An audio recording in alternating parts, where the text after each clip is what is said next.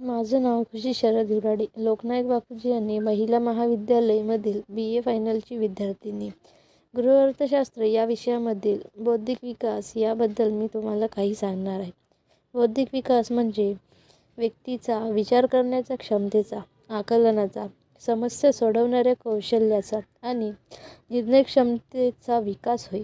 यामध्ये ज्ञान, तर्कशक्ती, सर्जनशीलता, स्मरणशक्ती आणि विचारांची स्पष्टता याचा समावेश होतो. बौद्धिक विकास हा शैक्षणिक, सामाजिक आणि वैयक्तिक आयुष्याचा एक महत्त्वाचा भाग आहे. बौद्धिक विकास हा व्यक्तिमत्त्वाचा एक महत्त्वाचा पैलू आहे. तो केवळ शिक्षणाच्या माध्यमातूनच नव्हे तर अनुभव, वाचन, विचार आणि कुतूहल वाढवूनही साधता येतो. यामुळे व्यक्तीला आयुष्यभर विकास